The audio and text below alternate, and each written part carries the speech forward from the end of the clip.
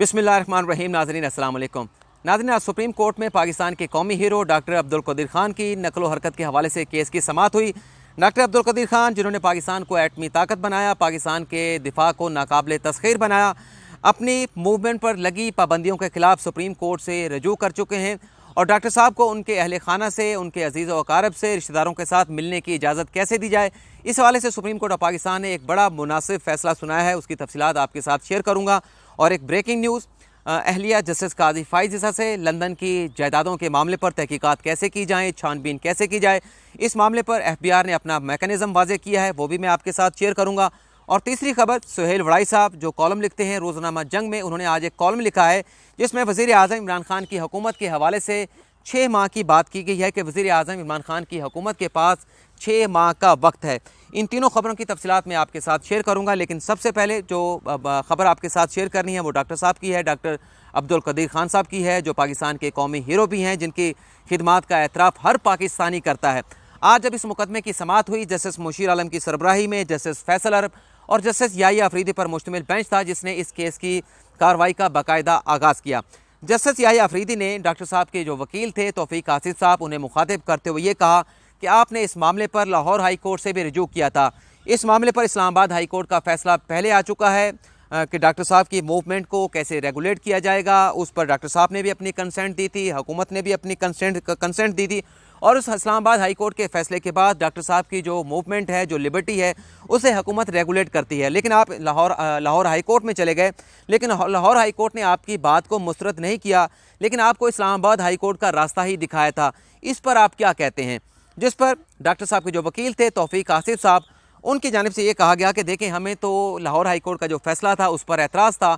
इसलिए उस फैसले को हमने सुप्रीम कोर्ट में चैलेंज किया और हम अपना मुकदमा मेरिट पर कानून के मुताबिक अदालत के सामने लड़ना चाहते हैं। जिस पर अटॉर्नी जनरल जो कि कमरा अदालत में मौजूद हैं, उनकी जानिब से एक तो एतराज़ ये उठाया गया कि ये दरख्वास्त जो डॉक्टर साहब ने लाहौर हाई कोर्ट में दायर की थी, ये दरख्वास्त नाकाबिले समाअत थी और सुप्रीम कोर्ट में भी जो अपील दायर की गई है डॉक्टर साहब की जानिब से, ये अपील भी नाकाबिले समाअत है। लेकिन मैं इन तमाम छोटी छोटी बातों में नहीं जाऊंगा। मैं अदालत के सामने ये तजवीज़ रखता हूं कि डॉक्टर साहब जो कंसेशन मांगते हैं, डॉक्टर साहब का जो मौक़िफ़ है, हुकूमत का जो मौक़िफ़ है, इस पर आप चैम्बर में समाअत कर लें। डॉक्टर साहब को, उनके वकला को, हुकूमत को चैम्बर में बुलाकर जो भी अदालत फ़ैसला करेगी इस सारे मामले पर, उस पर वो फ़ैसला हुकूमत को भी कबूल होगा। लेकिन जस्टिस याहिया अफरीदी की जानिब से ये कहा गया कि आप ये कह रहे हैं कि ये एक अहम मामला है, इस पर हम चैम्बर में जाकर इन कैमरा प्रोसीडिंग करें तो ये कोई मुनासिब नहीं लगेगा, इसका इंप्रेशन अच्छा नहीं जाएगा। डॉक्टर साहब ये कहते हैं कि जो रेगुलेट की जा रही हैं उनके मूवमेंट को, उसमें शायद वो कुछ नरमी चाहते हैं, कुछ कंसेशन चाहते हैं, तो मुनासिब ये होगा कि हुकूमत जो है वो बराह रास्त डॉक्टर साहब के पास जाए, उनके घर चली जाए, उनके साथ जाकर टेबल पर बात करे, तो इस मामले का ज़्यादा मुनासिब हल जो है वो निकल सकता है। अटॉर्नी जनरल की जानिब से ये कहा गया कि डॉक्टर साहब के जो बुनियादी हकूक़ हैं वो भी अपनी जगह पर अहम है, उनकी अपनी अहमियत है, लेकिन ये कौमी सिक्योरिटी का मामला भी है, कौमी मफाद का मामला भी है, तो इन तमाम चीज़ों को भी मद्देनज़र रखा जाए और अदालत के लिए मुनासिब मेरी तजवीज़ ये है, अटॉर्नी जनरल ने कहा कि इस मामले पर आप चैम्बर में प्रोसीडिंग कर लें। लेकिन जस्टिस याहिया अफरीदी ने यह कहा कि आप डॉक्टर साहब के पास तो जाएँ, उनके साथ जाकर बात तो करें। और याहिया अफरीदी साहब ने डॉक्टर साहब के वकील को भी मुखातिब करते हुए ये कहा कि डॉक्टर साहब को भी एक नुक्ते के ऊपर जो है वो ज़िद नहीं करनी चाहिए। डॉक्टर साहब हमारे कौमी हीरो हैं, पाकिस्तान के हवाले से जो भी उनकी खिदमात हैं उन्हें हमेशा याद रखा जाएगा, लेकिन डॉक्टर साहब को ये भी देखना चाहिए कि ये कौमी मफाद का मामला भी है, कौमी सिक्योरिटी का मामला भी है, तो डॉक्टर साहब को हुकूमत की लिमिटेशन को भी देखना होगा और जो सहूलियात डॉक्टर साहब को चाहिए, डॉक्टर साहब जब हुकूमत का नुमाइंदा उनके पास आएगा वो अपनी तमाम सहूलियात जो वो चाहते हैं वो उस नुमाइंदे के सामने रख दें। जिस पर जो वकील थे डॉक्टर साहब के, उनकी जानिब से भी अदालत को ये कहा गया कि अगर इस तरीके से इस मामले का कोई हल निकलता है, कोई पॉजिटिव सलूशन सामने आता है, तो वो भी अपना भरपूर किरदार जो है वो अदा करने की कोशिश करेंगे। लेकिन जस्टिस फैसल अरब साहब की जानिब से भी बड़ी मुनासिब अदालत में बात की गई कि देखें, ये डॉक्टर साहब के अपने बुनियादी हकूक़ हैं, वो भी बड़ी अहमियत के हामिल हैं, लेकिन ये कौमी सिक्योरिटी का मामला भी है, बड़ा एक सीरियस इशू है, इस पर मीडिया को भी बड़े मोहतात अंदाज में रिपोर्टिंग करनी चाहिए। तो उनकी इस बात को मद्देनज़र रखते हुए जो सेंसिटिव बातें थी आज की सारी कार्रवाई में, وہ اسے میں نے جو ہے وہ حذف کر دیا ہے. وہ باتیں میں آپ کے ساتھ شیئر نہیں کرنا چاہتا, نہیں چاہتا کہ اس پروسیڈنگ کے ان باتوں سے ہمارا دشمن جو ہے وہ پاکستان کے خلاف, پاکستان کے قومی ہیرو کے خلاف کوئی منفی پروپیگنڈا کرے. تو ان تمام چیزوں کو میں حذف کر رہا ہوں. لیکن اٹارنی جنرل کی جانب سے آج کی عدالتی کارروائی کے اختتام میں یہ ضرور کہا گیا کہ وہ ڈاکٹر صاحب کے پاس جائیں گے, انہیں کوئی اعتراض نہیں ہے ڈاکٹر صاحب کے پاس جانے کے بعد, لیکن اگر اس مسئلے کا حل نہ نکلا تو پھر عدالت کے سامنے ہم میرٹ پر اپنا مقدمہ لڑیں گے. تو 3 ہفتوں کے لیے مقدمہ ملتوی کر دیا گیا ہے, اور عدالت نے بڑا مناسب فیصلہ دیا ہے کہ بجائے اس کے قومی سیکیورٹی کے معاملے پر یا ڈاکٹر صاحب جو پاکستان کے ہیرو ہیں, جنہوں نے پاکستان کے دفاع کو ناقابل تسخیر بنا دیا, ان کے حقوق کے حوالے سے کوئی ایسا فیصلہ آئے جو ان کے حقوق کو متاثر کرے. مناسب یہ ہے کہ حکومت اور ڈاکٹر صاحب مل بیٹھ کر اس مسئلے کا کوئی درمیانہ راستہ, کوئی پازیٹیو سلوشن جو ہے وہ خود نکالیں. تو ایک بڑا اچھا فیصلہ عدالت کی جانب سے دیا گیا ہے. دوسری جو خبر تھی, جیسا کہ میں نے آپ کو بتایا کہ جسٹس قاضی فائزہ کی اہلیہ سے لندن پراپرٹیز کے معاملے پر تحقیقات کیسے کی جائیں, ان سے کیسے پوچھا جائے, ان سے چھان بین کیسے کی جائے, آج ایف بی آر نے اس معاملے پر اپنا میکانزم جو ہے وہ واضح کر لیا ہے. اور میکانزم یہ کہا گیا ہے کہ جو حکومت کی تحقیقاتی ٹیم ہے وہ کچھ ایسے پوائنٹس جو ہے وہ میں آپ کو بتا دیتا ہوں, ان پر توجہ دے کر اس معاملے کی چھان بین کرے گی. وہ پوائنٹس ناظرین یہ ہے کہ ایسے کون سی پراپرٹیز ہیں جو اہلیہ بیگم جسٹس قاضی فائزہ کی جانب سے انکم ٹیکس کے گوشواروں میں ظاہر کی گئی ہیں, ان کو دیکھا جائے گا. اور ایسی کون سی پراپرٹیز ہیں جو اہلیہ بیگم جسٹس قاضی فائزہ کی جانب سے انکم ٹیکس کے گوشواروں میں ظاہر نہیں کی گئیں. اور یہ بھی دیکھا جائے گا, جو تیسرا نقطہ ہے, کہ ایسی کون سے اثاثے ہیں, ایسی کون سی پراپرٹیز ہیں جن کا ڈائریکٹلی یا انڈائریکٹلی تعلق جو ہے وہ جج صاحب سے بن سکتا ہے. اور اس کے ساتھ ساتھ چوتھا جو نقطہ ہے جس پر تحقیقات کریں گے, جو طریقہ کار واضح کیا گیا ہے کہ ایسے کون سے اثاثے ہیں, ایسی کون سی پراپرٹیز ہیں جن کی منی ٹریل جو ہے وہ سامنے نہیں آئی. اور یہ بھی دیکھیں گے کہ جن اثاثوں کی منی ٹریل سامنے نہیں آئی,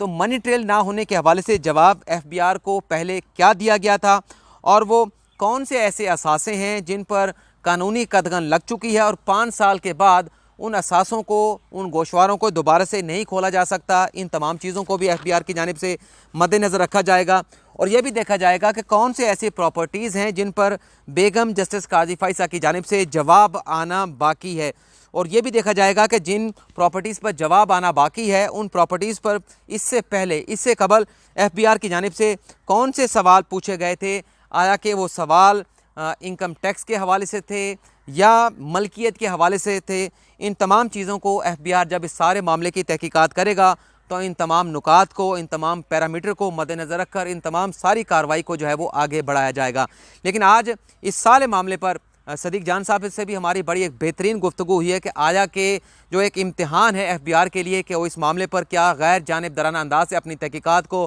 مکمل کر پائے گا. ایک طرف حکومت ہے, دوسری طرف اہلیہ جسٹس قاضی فائزہ ہیں, قاضی فائزہ صاحب کی اہلیہ ہیں. تو کتنا مشکل ہوگا ایف بی آر کے لیے اس معاملے پر اپنی تحقیقات مکمل کرنا اور ایک ایسی تحقیقاتی رپورٹ سپریم جوڈیشل کونسل میں جمع کرانا جس پر آنے والے دنوں میں کوئی سوال جو ہے وہ, کوئی انگلی جو ہے وہ نہ اٹھائی جا سکے. بڑی اہم گفتگو ہم نے کی ہے. اس حوالے سے جو ویڈیو ہے, میں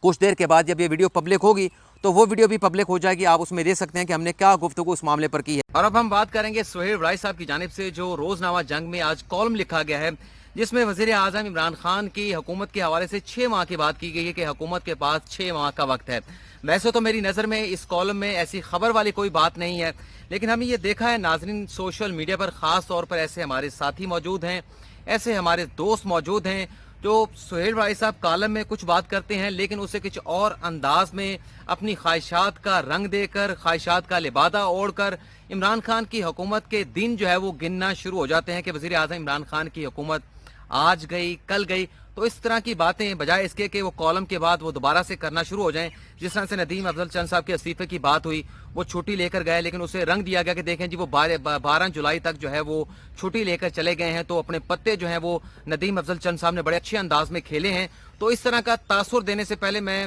مناسب سمجھتا ہوں کہ اپنے ناظرین کو بتا دوں کہ ایکچولی سہیل وڑائی صاحب نے اپنے کالم میں بات کیا کی ہے. ایک تو انہوں نے اپنے کالم میں بڑے زوم الفاظ میں بات کی ہے, حکومت کے لیے انہوں نے لفظ جو ہے وہ چمچ کا استعمال کیا ہے, اور دوسرا جو شخص ہے اسے آپ حکومت اسے آپ اپوزیشن کہہ لیں, میڈیا کہہ لیں, یا آپ کوئی اور کہہ لیں, حکومت مخالف کہہ لیں, اس کے لیے لفظ انہوں نے کانٹے کا استعمال کیا ہے. اس میں انہوں نے یہ بات کی ہے کہ خان اعظم نے, یعنی کہ وزیر اعظم عمران خان نے اپنی حکومت کو 6 ماہ, اپنے وزراء کو 6 ماہ کا وقت دیا ہے کہ 6 ماہ میں آپ اپنی جو ہے وہ جو کرنا ہے کر لیں, اس کے بعد اپوزیشن جو ہے اس کے پاؤں بھاری ہونا شروع ہو جائیں گے. یہ بات سہیل وڑائی صاحب کی جانب سے کی گئی ہے, اور اس بات کرنے کا مقصد جو مجھے سمجھ آیا وہ سہیل وڑائی صاحب یہ کہہ رہے ہیں کہ 6 ماہ وزراء کو دیے ہیں وزیر اعظم عمران خان کی جانب سے کہ آپ اپنی کارکردگی کو بہتر بنائیں, اور 6 مہینوں کے بعد اپوزیشن جو ہے اس کے پاؤں اس لیے بھاری ہونا شروع ہو جائیں گے کہ 6 ماہ کے بعد حکومت کی جو مدت ہے وہ 2 سال سے بڑھ کر 2.5 سال ہو جائے گی. حکومت کا کاؤنٹ ڈاؤن پیریڈ سٹارٹ ہو جائے گا, یعنی کہ اب تو کہتے ہیں کہ حکومت کے 2 سال ہو گئے, 2.5 سال ہو گئے, تو 2.5 سال کے بعد پھر یہ کہا جائے گا کہ باقی 2 سال رہ گئے, باقی 1.5 سال رہ گیا. تو اس تناظر میں یہ ساری بات ہو رہی ہے کہ اپوزیشن جو ہے وہ حکومت سے پوچھنا شروع ہو جائے گی کہ آپ کی گورننس کیا ہے, آپ کی کارکردگی کیا ہے, اور لوگوں کے ساتھ جو آپ نے وعدے کیے تھے وہ کتنے وعدے آپ کی جانب سے پورے کیے گئے. تو یہ بات شاید کالم میں کی جا رہی ہے کہ حکومتی وزراء خان صاحب ان سے یہ کہہ رہے ہیں کہ اپنی کارکردگی کو بہتر بنائیں, تاکہ کل 6 ماہ کے بعد جب اپوزیشن آپ سے پوچھے 2.5 ماہ کی مدت حکومت کی پوری ہو چکی ہو تو آپ کے پاس تمام باتوں کا جواب جو ہے وہ پہلے سے موجود ہو. اور ناظرین, اس کے ساتھ ساتھ آپ کو یہ بھی بتا دیتے ہیں کہ سہیل وڑائی صاحب کو اس لیے زیادہ کوٹ کیا جاتا ہے کہ جب نواز شریف کی حکومت تھی تو ان کی حکومت کے حوالے سے بھی ایک کالم لکھا گیا تھا سہیل وڑائی صاحب کی جانب سے کہ پارٹی از اوور. فی الحال ایسا کوئی کالم وزیر اعظم عمران خان کی حکومت کے خلاف نہیں لکھا گیا سہیل وڑائی صاحب کی جانب سے. اور اگر باڈی لینگویج بھی دیکھی جائے خان صاحب کی تو انتہائی پازیٹیو نظر آتی ہے. کہیں نظر نہیں آتا کہ خان صاحب اپنی حکومت کے حوالے سے یا اتحادیوں کی ناراضگی کے حوالے سے کسی جگہ پر پریشان ہے, یا ان کی باڈی لینگویج جو ہے وہ کسی جگہ پر نیگیٹو ہمیں نظر نہیں آتی, کوئی مایوسی کا شکار ہوئے ہوں. لیکن پاکستان کی سیاست ہے, یہاں ہر گزرتے دن کے ساتھ نئی ڈیولپمنٹ سامنے آ جاتی ہیں. لیکن فی الحال جیسا ہے پروپیگنڈا کیا جا رہا ہے عمران خان صاحب کی حکومت کے خلاف کہ رابطے کیے گئے ہیں شہباز شریف کے ساتھ, آرمی چیف کا فون گیا یا چینی سفیر کا فون گیا یا ندیم افضل چند صاحب جو چھٹی لے کر چلے گئے, اس طرح کی باتوں کا ابھی خان صاحب کی حکومت سے جاننے سے کوئی تعلق نہیں ہے. نہ الیکشن ہو سکتے ہیں, نہ مارشل آ سکتا ہے. تحریک عدم اعتماد اپوزیشن کا حق ہے, جب مرضی لے آئیں, جب حکومت سمجھتی ہے کہ ان کے پاس نمبر پورے ہیں تو یہ حکومت تو اس کو نہیں روک سکتی, اور اس پر بات کرنا بھی فضول ہے. جب اپوزیشن کے نمبر پورے ہوں گے تو اس کا پورا حق حاصل ہے, کانسٹیٹیوشنل رائٹ ہے اپوزیشن کے پاس کہ وہ حکومت کے خلاف تحریک عدم اعتماد جو ہے وہ لا سکتی ہے. آج کی اس ویڈیو میں اتنا ناظرین, اتنا ہی. آپ سے اجازت چاہوں گا. اللہ حافظ.